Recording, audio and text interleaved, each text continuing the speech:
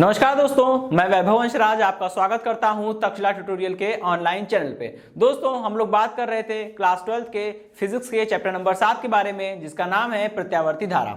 इसमें दोस्तों हम लोग लेक्चर 7.10 तक कंप्लीट कर चुके थे। आज हम बात करेंगे लेक्चर 7.11 के बारे में। तो दोस्तों, आज के सेशन का पहला टॉपिक है जब परिपथ में L तथा R दोनों हो। ठीक है दोस्तों, यहां देखिए, यहां मैंने आपको दो फिगर बनाए हैं, इसको हम फिगर 1 नाम दे रहे हैं। ठीक है, ये हमारा फिगर 1 हो गया और ये फिगर 2 हो गया। ठीक है, चलिए तो फिगर 1 में देखिए क्या है, एक प्रेरक कुंडली L है और एक प्रतिरोध R है। ठीक है, तो हमने क्या किया है, प्रेरक कुंडली L और प्रतिरोध R को श्रेणी क्रम में जोड़ा है और फिर उस संयोजन के सिरों के मध्य एक प्रत्यावर्ती विभव V बराबर V0 sin ओमेगा t को अप्लाई कर दिया है। ठीक है, अच्छा अब इसी फिगर 1 के लिए, इसी सर्किट के लिए हमने क्या किया है, नीचे एक फेज डायग्राम बनाया है। फेज डायग्राम बनाने का तरीका हम लोग ऑलरेडी डिस्कस कर चुके हैं। ठीक है, करना क्या होता है दोस्तों, यहां पे देखिए केवल दो घटक हैं, परिपथ में केवल दो घटक हैं। पहली है प्रेरक कुंडली, दूसरा है प्रतिरोध। ठीक है, अगर दोस्तों हम बात करते हैं एक प्रतिरोध की, तो प्रतिरोध में क्या होता है, धारा और विभव दोनों क्या होते हैं, एक समान कला में होते हैं। एक समान कला में होने का मतलब है दोनों एक साथ अपने अधिकतम और एक साथ अपने न्यूनतम मान को प्राप्त करेंगे। इसीलिए मैंने धारा को एक्स अक्ष पे बनाया है और प्रतिरोध R के सिरों के मध्य विभव पतन VR को हमने एक्स अक्ष पे बनाया है, क्योंकि दोनों एक ही दिशा में है, दोनों समान कला में है। इसलिए अगर धारा को एक्स अक्ष पे बनाया है तो VR को भी एक्स अक्ष पे ही बनाएंगे। ठीक है, ओके, अब हम लोग आगे बढ़ते हैं।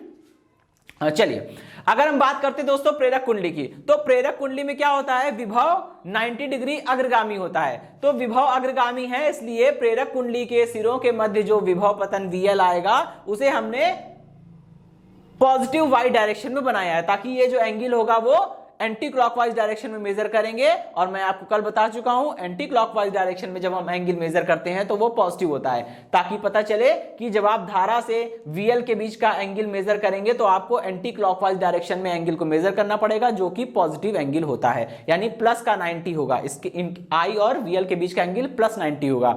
ठीक है, और तभी पता चलेगा कि विभव अग्रगामी है। ठीक, चलिए ये तो फेज डायग्राम हो गया। अब मैंने आपको बताया था फेज डायग्राम बनाते समय हम लोग धारा और विभव को एज अ वेक्टर, एक वेक्टर की तरह ट्रीट करते हैं। ठीक है, अब हम दोस्तों हमें निकालना क्या है, हमें यह निकालना है कि परिपथ में कुल कितना विभव है। तो परिपथ में कुल विभव निकालना है, तो हमें पता है परिपथ में टोटल विभव कैसे मिलेगा, VL और VR को जोड़ने पर मिलेगा।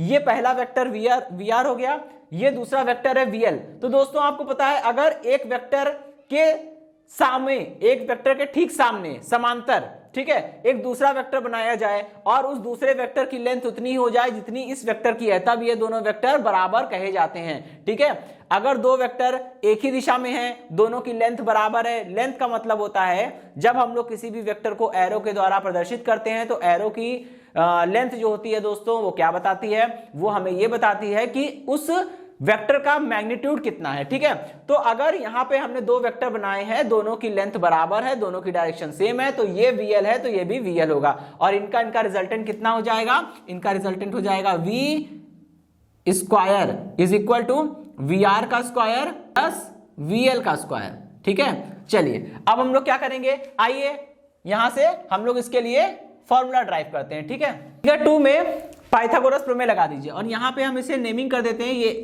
तो O हो गया पॉइंट O, पॉइंट A, और ये वाला पॉइंट हो गया हमारा B। ठीक है, चलिए तो पाइथागोरस प्रमेय लगा दीजिए। क्या होगा, OB का स्क्वायर इज इक्वल टू कितना हो जाएगा, OA का स्क्वायर प्लस AB का स्क्वायर। ठीक है, चलिए भाई, तो OB का स्क्वायर मतलब ये हो गया, OB क्या है, परिपथ पर लगने वाला कुल विभव जो कि कैपिटल V के बराबर है, V square is equal to OA का स्क्वायर। OA कितना है दोस्तों, VR है, तो ये हो जाएगा VR का स्क्वायर प्लस AB, ये कितना है, VL है, तो ये हो जाएगा VL का स्क्वायर। ठीक, चलिए अभी हमको करना क्या है दोस्तों, हमें पता है कि विभव को हम लोग कैसे लिखते हैं, धारा इंटू प्रतिरोध। ठीक है, लेकिन दोस्तों ये है कैपिटल V, और कैपिटल V मतलब प्रतिरोध I इंटू आर करना पड़ता है V निकालने के लिए। ठीक है, लेकिन ये कैपिटल V जो है वो पूरे परिपथ पर लगने वाला कुल विभव है, तो इसको लिखने के लिए हमको क्या करना पड़ेगा, I इंटू जेड करना पड़ेगा। जेड का मतलब क्या हुआ, जेड का मतलब होता है परिपथ की प्रतिबाधा, ठीक है, परिपथ पर लगने वाला कुल विभव, परिपथ पर लगने वाला कुल विभव इज इक्वल टू परिपथ में धारा इंटू परिपथ का कुल प्रतिबाधा, ठीक है, V is equal to I into Z हो जाएगा। और इसी प्रकार क्या होगा, VR, VR क्या होता है दोस्तों, प्रतिरोध के सिरों के मध्य विभव पतन, VR इज इक्वल टू कितना हो जाएगा, I इंटू R। और इसीलिए हम लोग VL को भी इसी प्रकार लिख सकते हैं, VL का मतलब होता है प्रेरक कुंडली के सिरों के मध्य उत्पन्न विभव पतन या पोटेंशियल ड्रॉप, ठीक है। वो कैसे निकलेगा, I इंटू, भाई प्रेरक कुंडली के लिए प्रतिरोध R नहीं होता है, प्रेरक कुंडली के लिए क्या होता है, XL होता है, तो I इंटू XL। सारी वैल्यूज यहाँ पे पुट कर दीजिए, ठीक है। चलिए समीकरण 1 से हम लोग यहाँ से कंटिन्यू करते हैं। तो V की जगह रखेंगे I इंटू जेड, ठीक है, स्क्वायर है, हमने भी स्क्वायर लगा दिया। यहाँ पे VR की जगह क्या लिखेंगे दोस्तों, VR की जगह लिखेंगे I इंटू R, इसका स्क्वायर कर दिया। VL की जगह लिखेंगे I इंटू XL, इसका स्क्वायर कर दिया। अभी देखिए कितना हो जाएगा, I square Z square is equal to I square R square I square XL का स्क्वायर, ठीक है। I स्क्वायर कॉमन लेके कट जाएगा और Z इज इक्वल टू कितना आ जाएगा, अंडर रूट में R स्क्वायर प्लस XL का स्क्वायर, ठीक है दोस्तों। चलिए आपको बताता हूं कि हम लोग ने, मैंने आपसे कहा था, जब मैंने आपको LCR परिपथ बताया था, मैंने कहा था केवल LCR परिपथ के फॉर्मूले ध्यान रखिए और बाकी सारे फॉर्मूले आप खुद निकाल लेंगे, ठीक है। कैसे, आइए दोस्तों, LCR परिपथ में हमने Z का फॉर्मूला क्या पढ़ा था, Z बराबर होता है R square plus XL square difference XC का whole square, XL difference XC का होल स्क्वायर, ठीक है। अब ये फॉर्मूला हमने पढ़ा था LCR परिपथ के लिए, ठीक है। मैंने आपसे कहा था LCR परिपथ का फॉर्मूला याद करिए, बाकी सारे फॉर्मूले खुद ब खुद उससे निकल जाएंगे, ठीक है, और आपको याद नहीं करना पड़ेगा, सबके लिए अलग अलग, ठीक है। अब जैसे दोस्तों हमें ये याद है, लेकिन हमारे पास परिपथ कौन सा है, LR परिपथ है। LR परिपथ में L यानी प्रेरक कुंडली होगी, R यानी कि क्या होगा, प्रतिरोध होगा। लेकिन दोस्तों C तो है नहीं, संधारित्र तो है नहीं, तो क्या करेंगे, जब परिपथ में संधारित्र नहीं है तो संधारित्र का धारितीय प्रतिघात XC क्या हो जाएगा, 0 हो जाएगा। और अगर XC 0 हो जाएगा तो दोस्तों बचेगा क्या, देखिए अंडर रूट में R स्क्वायर प्लस XL, और संधारित्र नहीं है तो संधारित्र जब नहीं है तो उसका धारितीय प्रतिघात कितना हो जाएगा, 0 हो जाएगा, ठीक है। तो क्या करेंगे, XC की जगह पे 0 रख देंगे, XL माइनस 0 मतलब XL आएगा, और Z इज इक्वल टू कितना निकल कर आएगा, अंडर रूट में R स्क्वायर प्लस XL का होल स्क्वायर, ठीक है। तो देखिए वही चीज आ गई ना, मतलब अगर आपको LCR परिपथ के लिए फॉर्मूला याद है तो आप किसी भी परिपथ के लिए फॉर्मूला आसानी से बना सकते हैं, आपको सबके लिए अलग अलग याद करने की आवश्यकता नहीं है, ठीक है दोस्तों। चलिए अब मैं इसको रफ करता हूं और हम लोग आगे बढ़ेंगे टॉपिक में। चलिए दोस्तों क्या करेंगे, अब हम समीकरण नंबर 1 से फिर से स्टार्ट करेंगे, समीकरण 1 से, ठीक है। क्या है समीकरण, V square is equal to VR का स्क्वायर प्लस VL का स्क्वायर, ठीक है। अभी देखिए हमको करना क्या है, V स्क्वायर को ऐसे रहने दीजिए, ठीक है, इसकी जगह रखते हैं I इंटू R, ठीक है, और इसका स्क्वायर कर देते हैं तो कितना हो जाएगा, I square R square plus VL की जगह रखेंगे I इंटू XL, तो I का स्क्वायर XL का स्क्वायर, ठीक, कितना आ जाएगा, देखिए ये हो गया V square is equal to I square common ले लिया, अंदर कितना बचा, R स्क्वायर प्लस XL का होल स्क्वायर, ठीक है। यहां से I की वैल्यू निकालिए, कितना आ जाएगा, I is equal to V upon में under root R square plus XL का होल स्क्वायर। और दोस्तों ये क्या बन गया, अंडर रूट में R स्क्वायर प्लस XL का स्क्वायर, ये बन गया Z, किसके लिए, LR परिपथ के लिए ये Z बन गया, तो ये हो गया I is equal to V upon Z। और ये तो हम सभी लोग जानते हैं, ठीक है, कि धारा निकालनी है तो धारा कैसे मिलेगी, I is equal to V upon प्रतिरोध होता है, लेकिन यहाँ पे LR परिपथ है, यहाँ प्रतिरोध नहीं चलेगा, ना ही प्रेरकी प्रतिघात चलेगा। यहाँ क्या चलेगा, जहां भी कॉम्बिनेशन होंगे, मोर देन 2 एलिमेंट्स के कॉम्बिनेशन होंगे, 2 और मोर देन 2 एलिमेंट्स के कॉम्बिनेशन होंगे, वहां पे हमेशा प्रतिबाधा Z काम करेगी, तो प्रतिरोध नहीं V अपॉन Z हो जाएगा इज इक्वल टू I, ठीक। अब Z क्या है, LR परिपथ के लिए Z क्या होता है ये हम लोग अच्छे से जानते हैं, ठीक है दोस्तों।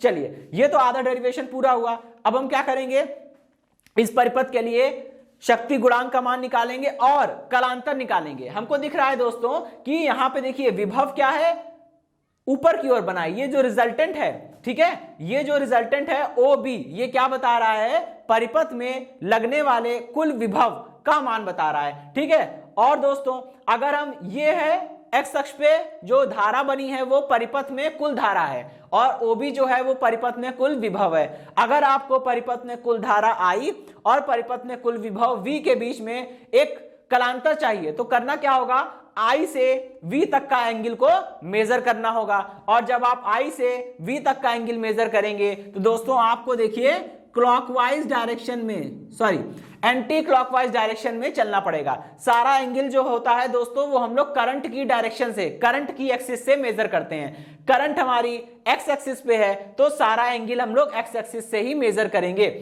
एक्स एक्सिस से ये OB तक का एंगल मेजर करेंगे तो ये एंटी क्लॉकवाइज डायरेक्शन होगी, मतलब। और जब हम एंटी क्लॉकवाइज डायरेक्शन में एंगल को मेजर करते हैं तो एंगल हमारा पॉजिटिव आएगा, और एंगल पॉजिटिव आ रहा है इसका मतलब ये विभव जो है वो धारा से अग्रगामी है, आगे है, ठीक। तो कितना रेडियन से आगे होगा, कलांतर निकालने के लिए भी हम लोग एक फॉर्मूला ड्राइव करेंगे। अब देखिए दोस्तों यहां पे एक ट्राइंगल दिख रहा होगा आपको OAB, ठीक है। तो ट्राइंगल OAB में, ठीक है, लगाइए जरा, क्या लगाएंगे हम, यहां पे लगाएंगे हम, इसमें लगाइए आप tan फाई, ठीक है। tan phi is equal to कितना हो जाएगा दोस्तों, tan बराबर होता है लंब बटे आधार। लंब कितना है AB, ठीक है, लंब कितना है AB, आधार कितना है OA, ठीक है। चलिए अभी देखिए क्या आएगा यहां से, ये हो गया tan phi is equal to, भाई AB कितना है, AB जो है वो VL है, ठीक है, AB क्या है, VL है, तो ये हो जाएगा VL, ठीक। और OA कितना है, OA, ये हो जाएगा VR, यहां रख दीजिए, ठीक है। इसको सॉल्व करते हैं, कितना हो गया ये आएगा tan phi is equal to VL कितना होता है दोस्तों, VL की वैल्यू होती है I इंटू XL, ठीक है, और VR की वैल्यू कितनी होती है I इंटू R। यहां से I कैंसिल हो जाएगा और कितना आएगा, tan phi is equal to XL divided by R, ठीक है। ये हमारी इक्वेशन नंबर 4। और दोस्तों आइए यहां से हम देख लेते हैं कि हमने LCR परिपथ के लिए जो फॉर्मूला पढ़ा था वो कैसे यहां पे काम आएगा। दोस्तों हमने LCR परिपथ के लिए कलांतर का फॉर्मूला पढ़ा है कि XL बराबर, सॉरी tan फाई बराबर कितना होता है, XL difference XC upon R। दोस्तों ये फॉर्मूला LCR परिपथ के लिए सच है, लेकिन ऐसा नहीं है कि आप इस फॉर्मूले से बाकी परिपथ के लिए फॉर्मूला ड्राइव नहीं कर सकते, ऐसा नहीं है, ठीक है। यही फॉर्मूला अभी बदल जाएगा इस फॉर्मूले में, देखिए कैसे। दोस्तों हम बात कर रहे हैं LCR परिपथ की नहीं बल्कि LR परिपथ की। यहां पे प्रेरक कुंडली है, प्रतिरोध है, लेकिन संधारित्र नहीं है। जब संधारित्र नहीं है तो संधारित्र का धारितीय प्रतिघात XC कितना हो जाएगा दोस्तों, 0 हो जाएगा। तो यहां क्या करेंगे, XL डिफरेंस XC की जगह पे 0 लिख देंगे, क्योंकि दोस्तों यहाँ पे संधारित्र नहीं है, और जब संधारित्र नहीं है तो उसका धारितीय प्रतिघात भी कितना हो जाएगा, 0 हो जाएगा। तो कुल मिला के कितना हो गया, tan phi is equal to, ये तो 0 हो जाएगा अपॉन में R, ठीक है। XL माइनस 0 मतलब XL अपॉन में R, ठीक। तो यही चीज देखिए आ गई कि नहीं आ गई, मतलब LCR परिपथ के फॉर्मूले इन फॉर्मूलों में रिड्यूस हो जाएंगे, बस थोड़ी सी कंडीशन लगाने की दे रही है, ठीक है। देखिए परिपथ में औसत शक्ति क्षय कैसे निकालेंगे, P बार का फॉर्मूला होता है कितना, VRMS into IRMS into cos phi, ठीक है। चलिए अभी क्या है, P bar is equal to, ये हो जाएगा VRMS into IRMS into R upon Z, ठीक है। अब दोस्तों LR परिपथ के लिए Z कितना है, LR परिपथ के लिए Z जो है वो हमें पता है, मतलब P bar is equal to VRMS into IRMS into R, और दोस्तों Z की जगह क्या लिख देंगे, अंडर रूट में R स्क्वायर प्लस XL का स्क्वायर। क्यों, क्योंकि यहां पे हम बात कर रहे हैं LR परिपथ की। तो जब हम LR परिपथ की बात कर रहे हैं, LR परिपथ को पढ़ रहे हैं, तो प्रतिबाधा भी तो LR परिपथ की ही रखेंगे, जो कि कितनी निकली थी, Z is equal to under root में R square plus XL square, ठीक है, प्लस XL का स्क्वायर, ठीक। चलिए भाई, तो इतनी बात समझ में आ गई। अच्छा, अब ये टॉपिक खत्म होता है दोस्तों, हम लोग मूव करेंगे, आगे बढ़ेंगे अपने नेक्स्ट टॉपिक की ओर। दोस्तों अब हम लोग बढ़ेंगे अपने नेक्स्ट टॉपिक की ओर, और टाइप 6 परिपथ जो है, मतलब छठे प्रकार का जो परिपथ है वो है जब परिपथ में C तथा R दोनों हो। दोस्तों जब परिपथ में प्रतिरोध R और संधारित्र C दोनों मौजूद होते हैं, तब इस प्रकार के परिपथ को हम लोग RC परिपथ या CR परिपथ कहते हैं। ठीक है, चलिए अब देखिए फिगर 1 में क्या दिखाया गया है, एक संधारित्र को और एक प्रतिरोध को, दोनों को श्रेणी क्रम में जोड़कर उन पर एक प्रत्यावर्ती विभव V बराबर V0 sin omega t apply किया गया है। ठीक है, जैसे आप परिपथ पे विभव लगाएंगे, इसमें धारा प्रवाहित होना शुरू हो जाएगी। ठीक है, और देखिए दोस्तों, हमने फिगर 2 में इसी आरसी परिपथ के लिए एक कला चित्र बनाया है। कला चित्र बनाने का तरीका आप लोग जानते ही होंगे। ठीक है, करना क्या होता है, अगर हम बात करते हैं प्रतिरोध की, तो प्रतिरोध में क्या होता है, धारा विभव समान कला में होते हैं, इसलिए हमने धारा को तो सबसे पहले एक्स अक्ष पर बना दिया, लेकिन दोस्तों वीआर को भी एक्स अक्ष पर ही बनाना पड़ेगा। क्यों? क्योंकि प्रतिरोध के केस में क्या होता है, धारा और विभव समान कला में होते हैं। जब प्रतिरोध में धारा विभव समान कला में है, तो अगर हमने धारा को एक्स अक्ष पर बनाया है तो विभव वीआर को भी एक्स अक्ष पर ही बनाना पड़ेगा। ठीक है, लेकिन दोस्तों यहां हमारे पास VC है। अगर हम VC की बात करते हैं, संधारित्र के सिरों के मध्य उत्पन्न होने वाले विभव पतन की बात करते हैं, तो वो विभव पतन जो होता है वो धारा की तुलना में 90 डिग्री पश्चिमगामी होता है, और पश्चिमगामी दिखाने के लिए हमें इसको नीचे की ओर बनाना पड़ेगा। ठीक है, क्योंकि अगर आपको दिखाना है कि संधारित्र में विभव पतन VC धारा की तुलना में 90 डिग्री पश्चिमगामी है, तो इसका मतलब एंगल तो हम धारा से मेजर करते हैं, करंट वाली एक्सिस से हम लोग सारे एंगल्स को मेजर करते हैं। ठीक है, जब आप मेजर करेंगे करंट वाली एक्सिस यानी एक्स एक्सिस से इसको मेजर करेंगे, तो आपको एंटी क्लॉकवाइज नहीं बल्कि क्लॉकवाइज डायरेक्शन में चलना पड़ेगा, और जब आप क्लॉकवाइज डायरेक्शन में एंगल को मेजर करते हैं तो वो निगेटिव होता है। इसका मतलब हम ये कह सकते हैं कि VC जो है, VC और I के बीच का एंगल अगर हम I से नापते हैं, क्योंकि ये क्राइटेरिया होता है दोस्तों, हमेशा एंगल जो है वो करंट वाली एक्सिस से ही नापा जाएगा। ठीक है, जब आप करंट वाली एक्सिस से VC की वैल्यू नापेंगे, एंगल को नापेंगे, तो वो एंगल जो आएगा वो निगेटिव होगा, क्योंकि क्लॉकवाइज डायरेक्शन में चलना पड़ेगा, और क्लॉकवाइज डायरेक्शन में हम जितना भी एंगल मेजर करते हैं वो सारे निगेटिव होते हैं। तो ये माइनस का 90 हो जाएगा, जो कि ये दर्शाएगा कि VC जो है वो I की तुलना में 90 डिग्री पश्चिमगामी है। ठीक है दोस्तों, चलिए अभी हम क्या करेंगे, ठीक है, फिगर 2 में पाइथागोरस प्रमेय लगाइए। कितना हो जाएगा दोस्तों, OB का square is equal to OA का स्क्वायर प्लस AB का स्क्वायर। ठीक है, कर दीजिए इसको, कितना हो जाएगा, OB का स्क्वायर यानी कि V square is equal to OA का स्क्वायर कितना हो गया, VR का स्क्वायर प्लस AB का स्क्वायर मतलब VC का स्क्वायर। ठीक है, चलिए अभी ये हमारी क्वेश्चन नंबर 1 हो गई। दोस्तों हमें पता है कि V बराबर हम लोग कितना रख सकते हैं, IZ, और VR बराबर कितना रख सकते हैं हम लोग, I इंटू R, और VC बराबर कितना रख सकते हैं हम लोग, I इंटू XC। ठीक है, सारी वैल्यूज यहाँ पे आप रख दीजिए। ठीक है, और इसके बाद हम लोग आगे बढ़ेंगे। यहाँ वैल्यू रखते हैं, कितना हो जाएगा, ये हो जाएगा I इंटू Z। ठीक है, इसका होल स्क्वायर हो गया, यहाँ I इंटू R, इसका होल स्क्वायर हो गया, यहाँ I इंटू XC, इसका होल स्क्वायर हो गया। ठीक है, इसके बाद क्या होगा, I स्क्वायर Z स्क्वायर। ठीक है, I square Z square is equal to यहाँ I square R square plus ये हो गया I स्क्वायर XC स्क्वायर। ठीक, I स्क्वायर से I स्क्वायर कट जाएगा, कितना हो जाएगा, Z is equal to under root में R स्क्वायर प्लस XC का होल स्क्वायर। इक्वेशन नंबर 2 हो गई। ठीक है, ये तो आरसी परिपथ के लिए, ये तो आरसी परिपथ के लिए प्रतिबाधा निकल आई। इसको हम लोग एलसीआर परिपथ के लिए प्रतिबाधा के सूत्र से भी प्राप्त कर सकते हैं। कैसे, आइए देखते हैं। ठीक है दोस्तों, एलसीआर परिपथ के लिए प्रतिबाधा का सूत्र होता है Z is equal to under root में R square plus XL difference XC का होल स्क्वायर। दोस्तों हम एलसीआर परिपथ नहीं बल्कि आरसी परिपथ पढ़ रहे हैं। तो दोस्तों आरसी परिपथ में प्रेरक कुंडली नहीं होती है। जब प्रेरक कुंडली नहीं होगी तो उसका प्रतिघात 0 हो जाएगा, और जैसे ही आप इस फॉर्मूले में यहाँ पे एक्सएल की जगह पे 0 रखेंगे, R स्क्वायर प्लस 0 माइनस या डिफरेंस एक्स सी का होल स्क्वायर करेंगे तो ये कितना आ जाएगा, ये आ जाएगा अंडर रूट में R square plus X C का होल स्क्वायर, ये हो गया हमारा जेड। ठीक है, तो वही चीज निकल कर आ गई कि नहीं। इसका मतलब अगर हम बात करते हैं किसी आरसी परिपथ की, तो आरसी परिपथ के लिए जो प्रतिबाधा का मान होता है वो कितना होता है, अंडर रूट में R square plus X C का होल स्क्वायर। ठीक है दोस्तों, चलिए अब हम लोग आगे बढ़ेंगे और यहां पे इसको आगे सॉल्व करेंगे सर्किट को, और ये निकालेंगे कि इसमें करंट की वैल्यू कितनी होगी।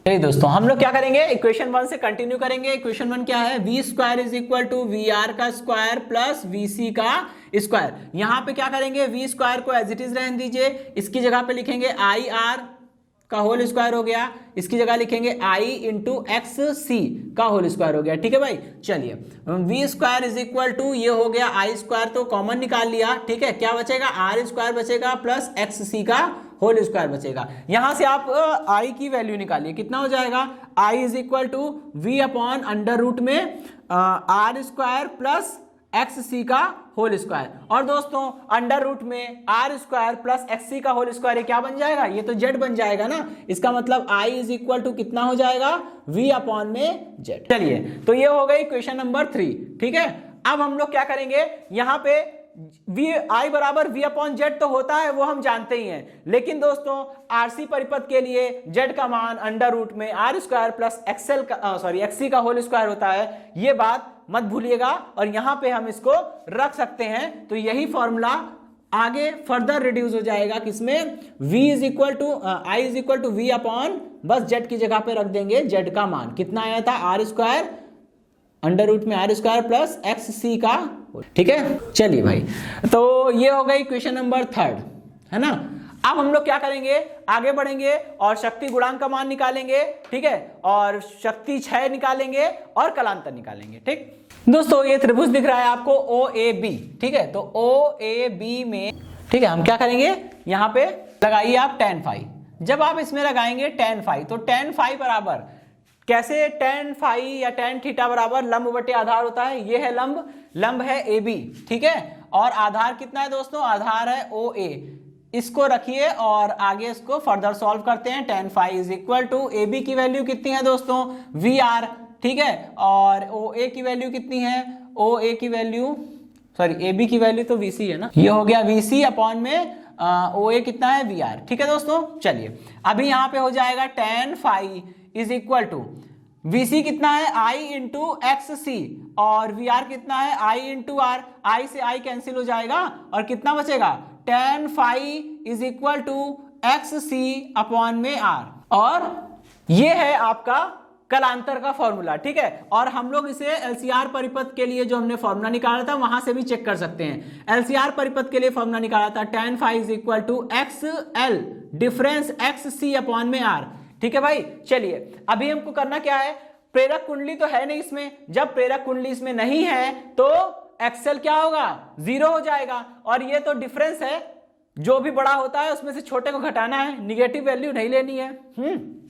तो कितना आएगा, यहां पे एक्सएल की जगह 0 रखेंगे, X C minus 0 that is X C upon में आर, और यही चीज दोस्तों लौट आएगी जो यहां पे आपको दिख रही है। ठीक है, तो देखिए एलसीआर परिपथ के लिए फॉर्मूले कितने काम आ रहे हैं, सभी परिपथों में ये फॉर्मूले लग जाएंगे, बस आप कंडीशन लगा दीजिए, वो फॉर्मूला अपने आप बदल जाएगा उस सर्किट के फॉर्मूले पे। ठीक है, चलिए तो अभी इसको मैं रफ करता हूं और आगे बढ़ेंगे। हमको निकालना है परिपथ में औसत शक्ति क्षय कितना। ठीक है, परिपथ में औसत शक्ति क्षय P bar is equal to कितना होगा, V R M S I R M S into cos phi. ठीक है, P bar is equal to V R M S into I R M S, और ये cos फाई की जगह पे हम लोग r अपॉन जेड रख सकते हैं। ठीक है, क्योंकि हम जानते हैं कि cos phi is equal to कितना होता है दोस्तों, r बाई जेड होता है। ठीक, अच्छा अब देखिए यहाँ पे LR परिपथ RC परिपथ की बात कर रहे हैं हम लोग, तो RC परिपथ के लिए जेड का जो मान होता है उसे आप रख सकते हैं यहाँ पे।